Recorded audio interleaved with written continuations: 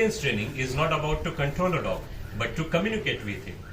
बहुत बार पेट पेरेंट जो होते हैं ओबीडियंस ट्रेनिंग का इस्तेमाल डॉग को कंट्रोल करने के लिए करते हैं, which is absolutely wrong. Dog is a live creature. He has a brain. Brain can think, and while thinking, brain can set priorities for his life first. जैसे कि हम हमारे बच्चों को 24/7 हमारे कहने पे उनको कंट्रोल नहीं कर सकते, उसी तरह डॉग को हमारे कहने पे 24/7 कंट्रोल करना पॉसिबल नहीं है. और अगर हम ये प्रयास करेंगे तो हमारा obedience training dog enjoy. Important tip is developing understanding and skills of dog training. बहुत बार पेट पेरेंट इंटरनेट पे कोई वीडियो देख के उसको कॉपी पेस्ट करके अपने डॉग को ओबीडियंस कमांड सिखाने की कोशिश करते हैं. कुछ लोग सक्सेसफुल होते हैं, लेकिन मेजॉरिटी पेट पेरेंट्स को सक्सेस नहीं मिलता. उसका सबसे बड़ा रीजन ये है कि वो अपना डॉग ट्रेनिंग के बारे में अंडरस्टैंडिंग डेवलप नहीं करते और उसके रिलेटेड स्किल्स पे काम नहीं करते. Dog training is a science. It is a science of dogs' physique as well as their psychology. So it is very important to understand how dog physiques work, as well as we need to understand how dog thinks. It will help you to train your dog. Important tip. It is very necessary to understand how dog's physique work. Dog physique has some limitations. For example, his nose and his rear end works exactly in opposite direction. For example, if I want to take his tail to that direction, then I have to take his nose to here. Come on. Opposite direction. Similarly, if I want to take dog's tail to the downward side, then I have to take dog nose to the upward side. And that's how we get a sit position. Another important thing, we can't decide reward for a dog. Dog has to decide what he wants. For example, I have one toy over here as an option, and another one I have few treats. Come on here.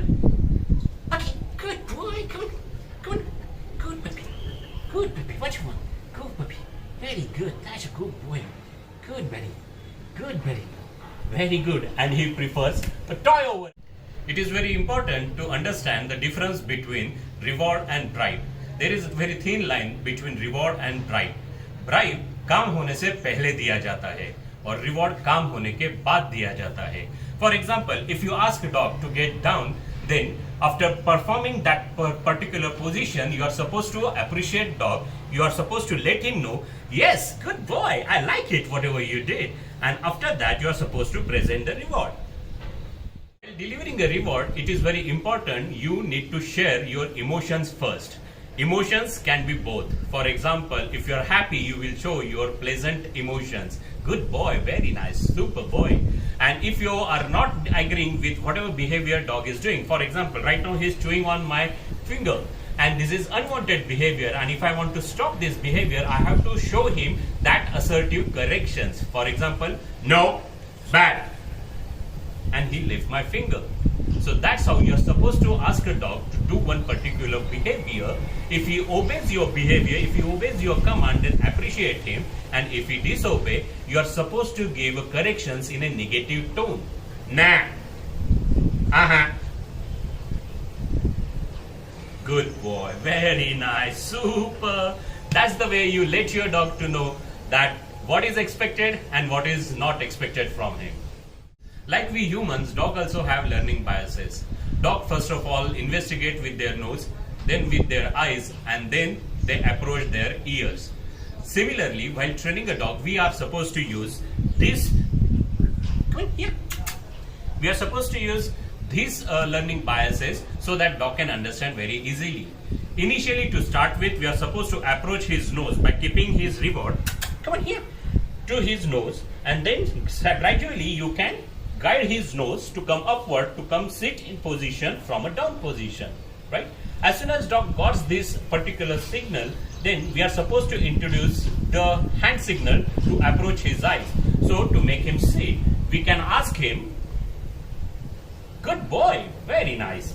So actually I have not uttered a word sit. I just gave him a hand signal. Once dog understands this hand signal, then you can approach his ears by giving a name to that particular position. Sit, no, good boy, very nice, super boy.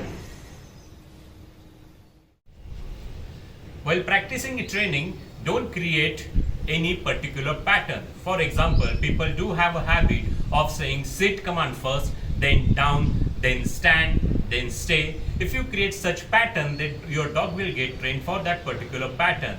And if dog is stand and now you ask him to get down, probably he won't understand it.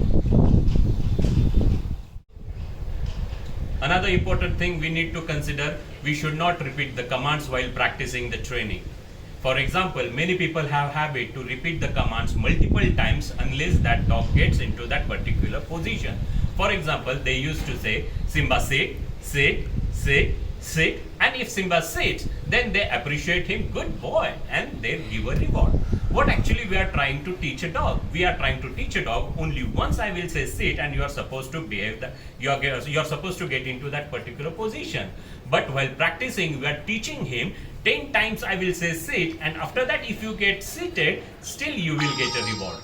And then that's how every time you are supposed to give multiple rewards while asking a dog to perform any particular behavior. Practicing training with your dog, you need to keep your sessions really short.